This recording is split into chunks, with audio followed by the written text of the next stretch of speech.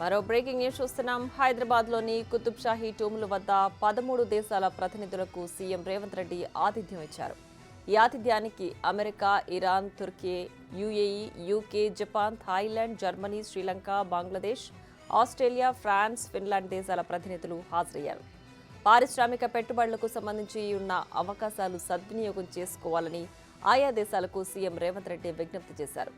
అన్ని దేశాలతో సత్సంబంధాలు కొనసాగించడానికి తమ ప్రభుత్వం చిత్తశుద్ధితో ప్రయత్నిస్తుందన్న సీఎం రేవంత్ తెలంగాణను పారిశ్రామికంగా అభివృద్ధి చేయడానికి ముందుకు రావాలని కోరారు.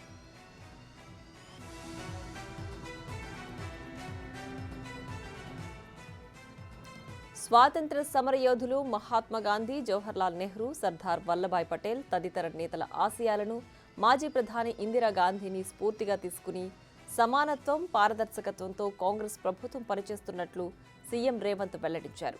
ఇక అభయహస్తం కింద అన్ని వర్గాల అభ్యున్నతికి తెలంగాణ ప్రభుత్వం కట్టుబడి పనిచేస్తున్నట్లు తెలిపారు. ఈ ఆతిథ్యంలో ఉప ముఖ్యమంత్రి భట్టి విక్రమార్క, మంత్రులు దామోదర రాజనరసింహ, శ్రీధర్ బాబు, ప్రభుత్వ ప్రధాన కార్యదర్శి శాంతకుమారి, ఇతర అధికారులు హాజరయ్యారు.